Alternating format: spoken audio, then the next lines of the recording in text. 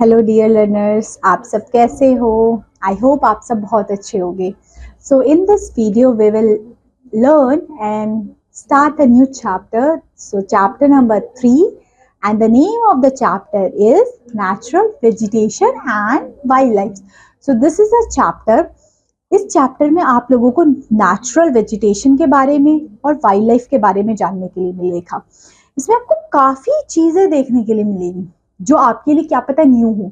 ठीक है, अगर आप लोगों को मैं इसकी गारंटी दे सकती हूँ, ये चैप्टर पढ़ने के बाद आप लोगों को जो वेजिटेशन वाइल्ड लाइफ से रिलेटेड जो भी चीजें हैं वो अच्छे से समझ में आएगी, कोई डाउट नहीं रहेगा. ये गारंटी मैं आपको देती हूँ. Okay, so shall we start this chapter? Shall? Okay, let's start this chapter. So, natural vegetation come under biosphere. Natural vegetation किस में आएगा? Biosphere में. We may get it only in the contact of zone of lithosphere, hydrosphere and atmosphere. Interrelationship and interdependence lie among the living things and the physical environment. Life support portion of biosphere is called ecosystem. The size of ecosystem can that have pond or oceans as a matter. देखिए ये चीजें आपकी वो लिखी हुई है. हम देखते हैं वेजिटेशन के बारे में. वेजिटेशन क्या होती है? Vegetation and wild life are considered the valuable resource for the ecosystem.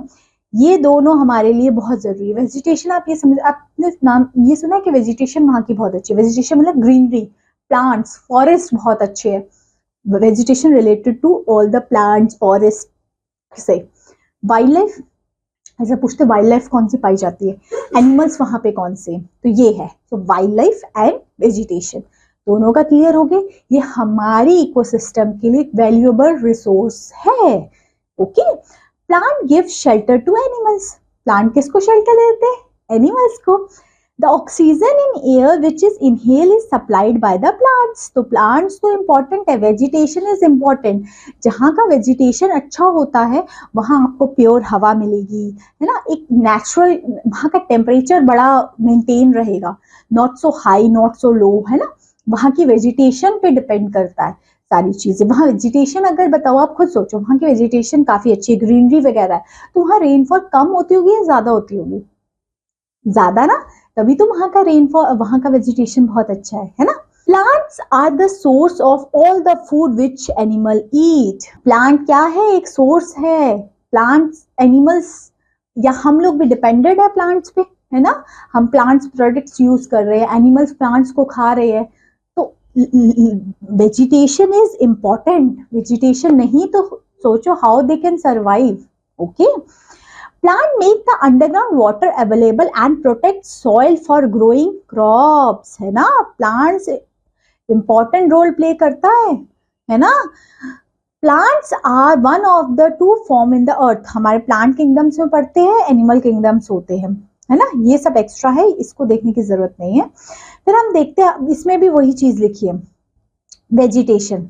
जो Forests form the important significant natural vegetation of the zone of the earth. जो फॉरेस्ट है वो इम्पोर्टेंट है हमारी वेजिटेशन के लिए, है ना.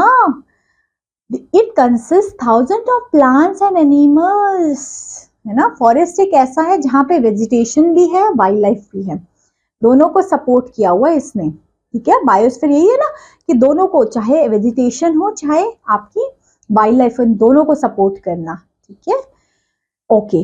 अब इन सारी चीजों पे डिपेंड करेंगे जब हम आगे ये चीजों के बारे में क्लियर करेंगे. मेजर वेजिटेशन टाइप्स, क्या क्या मेजर वेजिटेशन टाइप है? Okay, grassland, forest, tundra, shrubs are the major vegetation on the earth. ठीक है, हमारे अर्थ में ये सारे फॉरेस्ट एंड ये सारी चीजें ये वेजिटेशन के अंदर आती है. और फॉरेस्ट में भी एवरग्रीन फॉरेस्ट होते हैं, डेसिडुअस फॉरेस्ट होते हैं. ये अभी हम आगे डिस्कस करेंगे ये होते क्या है. फिर ये एक चार्ट में इंपॉर्टेंट बताया है, फैक्टर अफेक्टिंग बायोडाइवर्सिटी. बायोडाइवर्सिटी मतलब वहाँ की जो वाइल्ड लाइफ है, फ्लोरा फौना, किन चीजों पे इफेक्ट करेंगे? यूज ऑफ लैंड पे, है ना. क्लाइमेट वहाँ का कैसा है, डिपोजिशन कैसे है, बायोटिक कैसा है, ये सारी चीजों पे हमारा वहाँ का बायोडाइवर्सिटी डिपेंड होगी. ठीक है, नेक्स्ट. ओके, हम देखते हैं अब नेक्स्ट में बताया है डिस्ट्रीब्यूशन ऑफ एवरग्रीन फॉरेस्ट. देखिए फॉरेस्ट ना अलग अलग कैटेगराइजेशन की है अकॉर्डिंग टू देयर रेनफॉल, है ना। अब आप खुद देखिए, कहीं कहीं पे फॉरेस्ट आपको बड़ी ग्रीनरी, है ना, बहुत सारे वहाँ ट्रीज दिखेंगे, कहीं जो फॉरेस्ट है वहाँ इतनी ज्यादा ग्रीनरी नहीं दिखेगी। तो फॉरेस्ट को भी डिवाइडेड किया है अलग अलग कैटेगराइजेशन में। फर्स्ट हमारा जो फॉरेस्ट हम पढ़ रहे हैं ट्रॉपिकल एवरग्रीन फॉरेस्ट। इससे पहले मैं आपको एक चीज, कुछ एरियाज बताना चाहती हूँ। I will use the pencil pen, ठीक है, ताकि आपको ये क्लियर हो। देखिए हमारा अगर ये अर्थ है, आई नो थोड़ी सी ड्राइंग अच्छी नहीं बनी है, तो ये हमारा अगर अर्थ है, मैं फिर से बना के देखती हूँ, कोशिश करती हूँ कि फिर से बन जाए। फॉर एग्जाम्पल ये हमारा अर्थ है, ये अर्थ है हमारा, समझ लो, ठीक है, जस्ट समझने के लिए। ये बीच में 0 डिग्री की लाइन आएगी, ठीक है। फिर आपको पता है 23 degree north and 23 degree south, ये ट्रॉपिकल एरिया है। ये कौन सा एरिया है?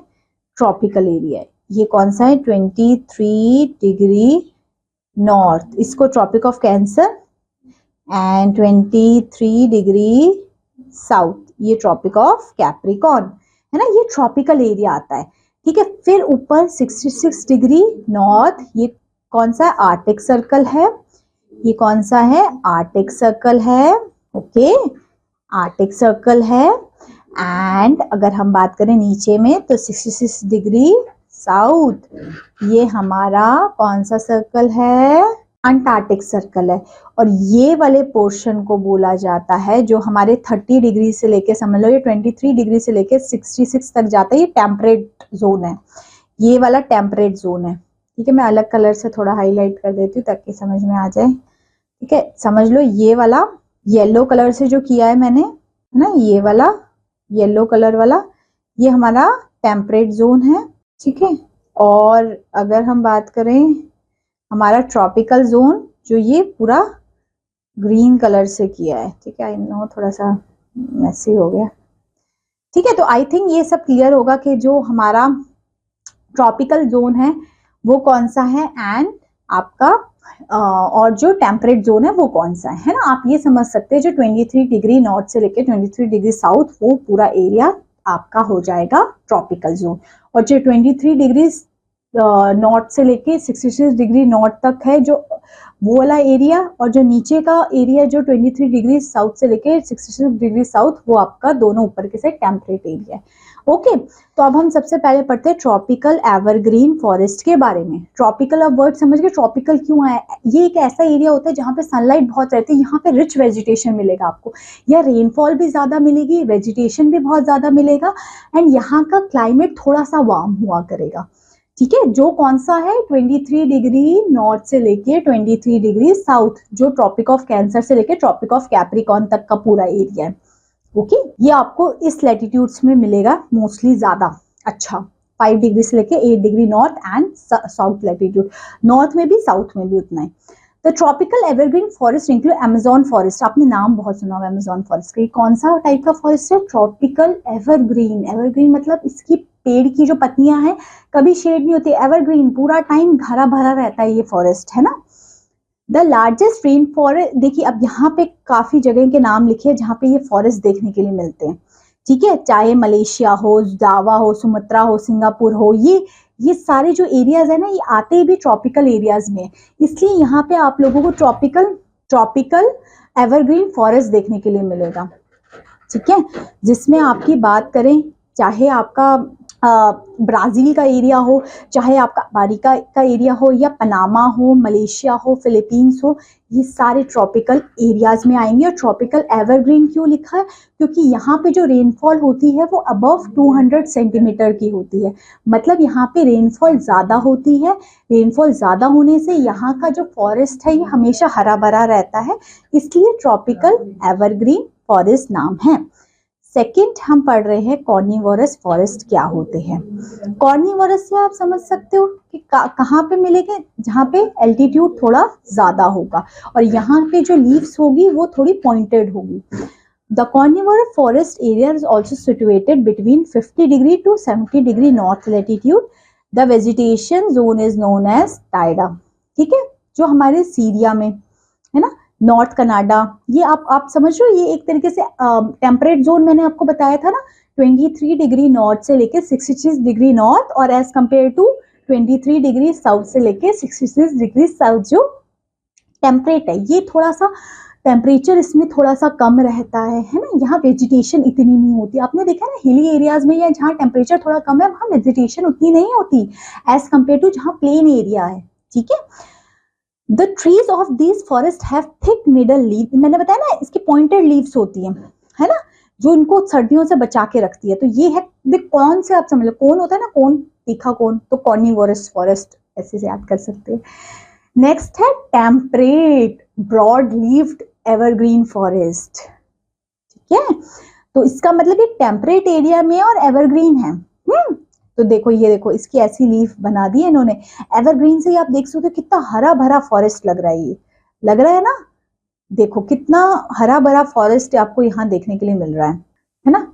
तो अब हम देखते हैं इसके बारे में, इसका लैटिट्यूड देख सकते हैं आप, कौन सा लैटिट्यूड, 30 से लेके 40 डिग्री, क्योंकि टेम्परेट है ना, अभी बताया मैंने टेम्परेट एरिया तो होगा तो वो आपके 23 से तो ज्यादा ही होगा, इसलिए 30 to 40 degree north and south latitude में आपको ये फॉरेस्ट देखने के लिए मिलेंगे। क्लियर हो रही है ना चीजें, थोड़ा सा कंफ्यूजिंग लगे ना एक बार फिर से वीडियो देख लेना, आई नो थोड़ा सा डिफरेंट हो सकता है आपके लिए, किसी को नहीं पता लग रहा होगा लैटिट्यूड लॉटिट्यूड, अगर क्लास के लास्ट में होता है तो मैं एक और बार एक्सप्लेन कर दूंगी, ठीक है। तो अगर थोड़ा सा भी क्लियर नहीं हो रहा तो एक बार इमेज को आप देख सकते हो, आपका जो ग्लोब के लैटिट्यूड्स है ना वो एक बार देख लीजिए कि 0 डिग्री लाइन हमारी अर्थ को 2 हिस्सों में डिवाइड करती है, फिर ऊपर नॉर्थ है नीचे साउथ है। ऑफकोर्स अगर यहाँ है फॉर एग्जाम्पल दिस, ये 0 डिग्री की लाइन है, ऊपर अगर होगा तो वो नॉर्थ हो जाएगा, नीचे होगा तो साउथ हो जाएगा, ठीक है। तो 23 degree north and 23 degree south, ठीक है। तो ये एरिया आपका हो जाएगा पूरा ट्रॉपिकल एरिया, ठीक है। उसके बाद जो एरिया वो टेम्परेट एरिया है। सो they are located in the climatic zone between 30 degree and 40 degree north and south latitude. In northern hemisphere, they are found on the eastern margin of the continents. Continents के eastern margin में follow होते हैं northern hemisphere, ठीक है। Hemisphere अर्थ को अगर 2 हिस्सों में बांटा, ऊपर नॉर्दर्न हेमिस्फीयर नीचे southern hemisphere, north south the west, ये सबको क्लियर होता है ना अगर हम ऐसे बात करें तो, north east west north and south ये है, okay. The temperate lands is known as Mediterranean lands, जो टेम्परेट लैंड्स वहां के हैं उसको उसका नाम दे दिया Mediterranean lands, okay. The climate type is characteristic by wet winter and dry summer season. यहाँ का जो टेम्परेचर है ये कैसा है, विंटर्स में वेट है, ड्राई है समर्स में। द एरियाज इसमें कौन से आएंगे, यूरोप एशिया, ऑफकोर्स यूरोप ऊपर के साइड है ना, एशिया का कुछ पोर्शन, अफ्रीका का, ठीक है। ये सारे इसमें यहाँ पे नाम्स भी लिखे आप देख सकते हैं, ये सारे इस एरिया में आएंगे, ओके। अब हम मेडिटेरियन फॉरेस्ट पढ़ेंगे, ये किस तरीके के फॉरेस्ट होते हैं इसके बारे में देखेंगे। द मेडिटेरियन क्लाइमेट और biome occur on western margin of the continents, देखिए ये किधर थे, temperate eastern margin of the continent, eastern margin समझ रहे हो, जैसे फॉर एग्जांपल यहाँ पे बनाते हैं, ये है हमारा ग्लोब, ठीक है, ये है ईस्टर्न, ये है वेस्टर्न मार्जिन, ठीक है। ये वेस्टर्न मार्जिन में आपको मेडिटेरियन फॉरेस्ट मिलेंगे, ईस्टर्न मार्जिन में टेम्परेट, कौन से, टेम्परेट ब्रॉड लीफ्ड एवरग्रीन फॉरेस्ट। यहाँ पे this is mention here in the north hemisphere it is found in the eastern margin continent, the south hemisphere it almost in southern tips of the continents, ठीक है। ये कैसे temperate forest northern hemisphere में तो eastern side में, southern hemisphere में southern side है, but इनका फिक्स्ड है, ये कहाँ होते हैं, western margin of the continent in mid latitude, okay. Wet winters, warm and hot summer permit growth of Mediterranean forest, ठीक है। इन चीजों से हमारी मेडिटेरियन फॉरेस्ट है ये, यहाँ पे वेट विंटर्स होंगे, वार्म एंड हॉट समर्स होंगे। The trees have waxed and small leaves which also have stiff and hard. The stem is, देखिए अब ये ट्रीज की क्वालिटीज बताइए, वहां पे ट्रीज किस तरीके की होती है, that is not so important, आपको पता होना चाहिए बस कहाँ पे होते हैं, है ना। इसका देखिए यहाँ पे इतना एवरग्रीन नहीं दिखेगा, है ना, इतना ज्यादा ग्रीनरी नहीं दिखेगी आपको, ठीक है। फिर हम पढ़ते हैं हमारे, अब हमने ये पढ़ लिया, फिर हम देखते हैं एवरग्रीन के ही टाइप्स देख लिया, अब हम डेसिडियस की तरफ मूव करते हैं। देखिए एवरग्रीन के ही थे, चाहे मेडिटेरियन है, चाहे टेम्परेट एवरग्रीन है, कॉर्निफोरस है, ठीक है। अब हम मूव होते हैं हमारे डेसिडियस फॉरेस्ट की तरफ। जो ट्रॉपिकल फॉरेस्ट है उसकी रेनफॉल वहां पे कितनी होती है, 200 सेंटीमीटर से ज्यादा, ठीक है। These forests are found in the monsoon climatic zone and also called deciduous monsoonal forest नाम से भी जाना जाता है, ठीक है। और यहाँ पे इंपॉर्टेंट चीजें आपको क्या याद करनी है, सबसे इंपॉर्टेंट चीज ये नोट करिए, 100 से लेके 200 सेंटीमीटर रेनफॉल है, मतलब 200 से कम हो रही है, तो 200 से कम जिस फॉरेस्ट में हो रही है 200 से 100 की, वो डेसिडियस फॉरेस्ट होंगे, ठीक है। They are found in the areas with annual rainfall 200 centimetre. देखिए ये इंपॉर्टेंट नहीं है, ये इंपॉर्टेंट है सबसे ज्यादा कि कहाँ कितनी रेनफॉल चाहिए। कौन कौन से कंट्रीज में ये पाए जाते हैं, यहाँ लिखा हुआ है कौन कौन से ट्रीज यहाँ पाए जाते हैं। देखिए countries India, Pakistan, Myanmar, Thailand, Laos, ये सारी कंट्रीज। कौन से ट्रीज, टीक, साल, शीशम, सैंडलवुड, ये सारे आपको ट्रीज यहाँ पे मिलने के लिए, देखने के लिए मिल जाएंगे। Mid latitude deciduous forest, mid latitude वही वाले आगे जो टेम्परेट एरिया के होंगे, ठीक है। This vegetation have some characteristic of western Europe type climate in China, Japan, Syria, south and north Korea. यहाँ पे आपको मिलेंगे ओक, बीच एंड कैस्टनर्स, ये सारे आपको यहाँ पे मिल जाएंगे ट्रीज देखने के लिए, okay.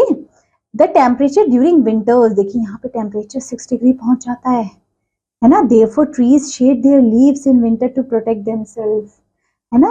trees shade their leaves in winter to protect themselves from cold winters। so यहाँ पे क्योंकि मिड लैटिट्यूड है, मिड लैटिट्यूड में क्या होगा, टेम्परेचर कम होगा, ट्रॉपिकल एरिया है तो वहाँ टेम्परेचर ज्यादा था ना, ठीक है। तो ये है वेजिटेशन, आई थिंक क्लियर हो गया होगा, सारी चीजें वेजिटेशन को लेके क्लियर हो गई होगी, है, जिसमें हमने क्या क्या चीजें देखा, आप दो टाइप के फॉरेस्ट, ट्रॉपिकल एंड टेम्परेट, ठीक है। फिर हमने वेजिटेशन की चीजें देखी। अब हम मूव होते वाइल्ड लाइफ, नाम से समझ में आ रहा है ना, जानवर, पक्षियों, इन सब से रिलेटेड देख सकते हो यहाँ पे। Wild life refer to, wild life में वैसे दोनों आ जाते हैं, plants as well as animals. Wild life refer to both plants and animal जो हमें फॉरेस्ट में देखने के लिए मिलते हैं। All the domestic animal have come today from wild animals, है ना, वाइल्ड एनिमल से आए हैं। Therefore, wild ancestors of domestic animals are essential for survival of species. Even those animals have not been domesticated, the important for evolution of life on the earth. हमें इनका important होना बहुत जरूरी है, ठीक है। आपने देखे जैसे पहले के टाइप पे डायनासोर्स या ये वाले, ये अब नहीं है, तो इनका कहीं ना कहीं इफेक्ट अभी भी पड़ता होगा, है ना। तो अब हम पढ़ते हैं in the grassland, each type of vegetation zone discussed earlier is the type of wild animal. India over 89,451 known species of wild animals। देखिए हमारे पास कितनी सारी species of wild animals की है, फिर फिशेस की है, बर्ड्स की है, मतलब हमारे यहाँ पे वाइल्ड लाइफ काफी ज्यादा है ना। Tropical rain forest have plentiful living animals like, देखिए आप ये सारे एनिमल्स आप यहाँ पे देख पाएंगे। और ट्रॉपिकल एरिया में ज्यादा वाइल्ड लाइफ है ना, क्योंकि वहाँ फॉरेस्ट ज्यादा है, जहाँ फॉरेस्ट है वहाँ वाइल्ड लाइफ तो है ही। फिर deciduous forest, the lion are the found in Gir forest of Gujarat. गिर फॉरेस्ट कहाँ है, गुजरात में है। In temperate region the animal deciduous forest including bear, deer, देखिए ये सब टेम्परेट आपको मिलेंगे फॉरेस्ट में रहते हुए, टेम्परेट फॉरेस्ट में मिलेंगे, तो ये टेम्परेट आपके वाइल्ड लाइफ के होंगे। और कुछ मिलते हैं आपको ट्रॉपिकल रेन फॉरेस्ट में एनिमल्स, ये क्लियर हो गया। Next, depletion of forest and wild life resources, देखिए धीरे धीरे करके हमारी क्या हो रही है, दोनों चीजें ही कम होती जा रही है, यह लिखा है धीरे धीरे करके, चाहे वेजिटेशन हो चाहे वाइल्ड लाइफ हो, धीरे धीरे कम होती जा रही है। The recommended minimum forest cover is 33% of the total geographical area. Recommendation कर दी कि हर यहाँ पे 33% फॉरेस्ट होना ही चाहिए आपके पूरे ज्योग्राफिकल एरिया का। The world forest cover has already come down to 30% of total land area of the world. In some countries, including India, forest cover is less than 20%. देखिए 33% मिनिमम बोला था, और हमारे इंडिया में तो 20% ही है सिर्फ फॉरेस्ट एरिया। देखिए फॉरेस्ट को बचाएंगे तो वेजिटेशन, वाइल्ड लाइफ हमारी प्रोटेक्ट रह पाएंगी, नहीं तो उन लोगों का प्रोटेक्शन नहीं हो पाएगा। वो लोग नहीं होंगे तो how we can survive, because we all are interdependent on each others for our day to day practices. ठीक है. Over the last 2 centuries, some countries have lost between 50 to 100% of their forest. आपको पता है जब से ये developments हुई है हमारा फॉरेस्ट कवर धीरे धीरे कम हो गया, और अब तो आप समझ सकते हैं 33 कहाँ मिनिमम परसेंटेज होता था, अब 20% रह गया. ठीक है. फिर अब फैक्टर्स क्या इफेक्टिंग होते हैं इस डिप्लीशन को लेके. ठीक है. सबसे पहले एग्रीफ्यू क्या होता है. In South America, vast tract of forest land of Brazil and Venezuela have been devoted for cultivation of crops and useful product of wild. This is caused loss of habitat of wild animals. हमारी wild animals होगी, अब आपने खाली कर दिया area और उसको दे दिया आपने किसी XYZ प्रोडक्शन के लिए, तो वो जो वहाँ वाइल्ड लाइफ रह रहे थे उनके लिए तो वो फिर उनका तो वो घर था, है ना. हंटिंग, जो आजकल हंटिंग भी हो रही है उससे वाइल्ड लाइफ खत्म होते जा रहे हैं. आज के टाइम पे तो बैन भी कर दिया है ना. आप लेदर की ये सब चीजों की नहीं आप हंटिंग भी कर सकते हो और कपड़े या इनकी चीजें नहीं बन सकती है ना. तब भी इनलीगल पोचिंग होती है एनिमल्स की. ठीक है. काफी सारी चीजें उनकी स्किन से, उनके टीथ से, एलिफेंट्स के टीथ से, इनफैक्ट हॉर्सेस से काफी चीजें वो लोग बनाते हैं, उनके ऑर्नामेंट्स, कपड़े, जैकेट्स, है ना, ये सारी चीजों.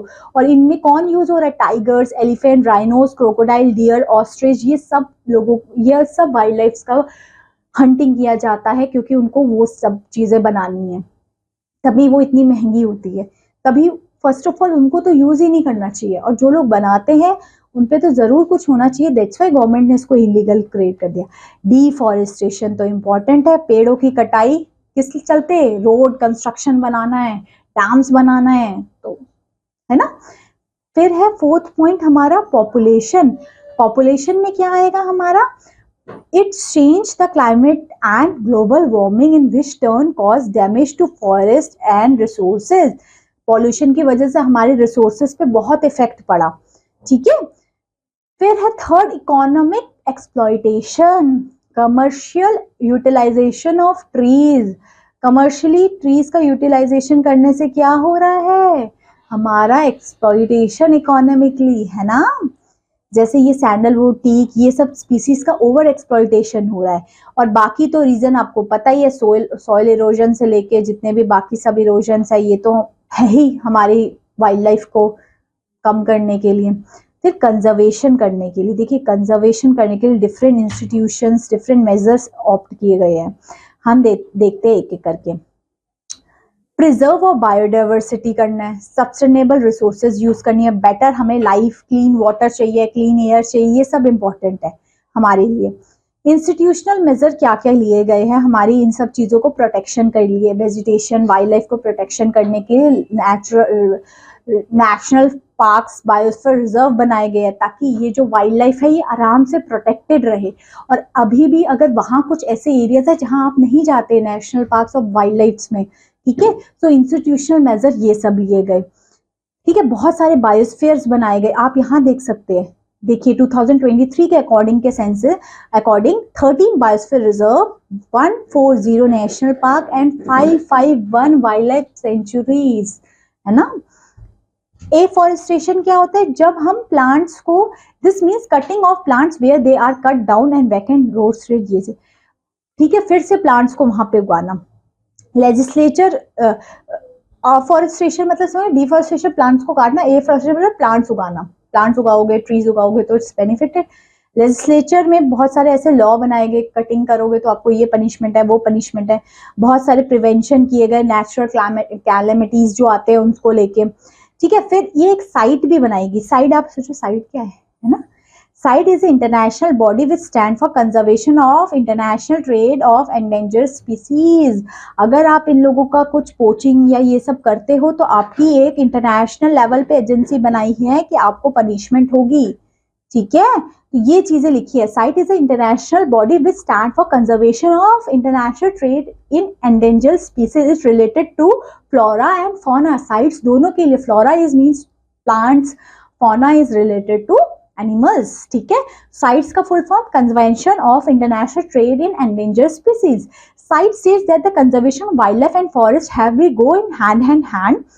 ठीक है, तो हमें क्या करना है, prevent poaching, prohibit international trade off species of wild animals and plant, इससे जो ट्रेडिंग चलती है ना ये हटानी है, ये बैन करनी है, ठीक है। Protect wild life and animal species, हमें बचा के रखना है इनको। 32,000 species of plant and 6,000 species of animal are protected under this agreement. This agreement CITES के agreement के according. Some examples are ये सारे dolphins and all, ये सारे को protect करके रखा, ठीक है। So that's all about this chapter. इस चैप्टर में हमने क्या क्या देखा, हम जल्दी से रिकैप कर लें। इस चैप्टर में हमने सारी चीज़ों को देखा। आई होप सारी चीज़ें इजी थी और जेन्युइन थी, समझ में आई होगी, है ना। जिसमें हमने नेचुरल वेजिटेशन को देखा कि नेचुरल वेजिटेशन क्या है। फिर हमने देखा कि किस दो तरीके के अलग अलग forest, tropical, temperate, deciduous forest क्या थे, वाइल्ड लाइफ की प्रोटेक्शन के लिए क्या क्या स्टेप्स उठाए गए, ठीक है। फिर क्या क्या चीज़ों की वजह से एक्सप्लॉयटेशन हुआ, फिर क्या स्टेप्स गवर्नमेंट ने उठाए कि लेजिस्लेचर बनाया, एफॉरेस्टेशन किया, प्रिवेंशन क्या क्या चीज़ें की, और साइट्स के बारे में, ठीक है। तो ये चीज़ें हमने इसमें डिस्कस की और अच्छा लगा होगा, मज़ा आया होगा पढ़ने में, है ना। मज़ा आया ना पढ़ने में ये चैप्टर, बिल्कुल। चलिए, तो अब मैं मिलती हूँ आपको नेक्स्ट क्लास में, तब तक के लिए थैंक्स फॉर वॉचिंग।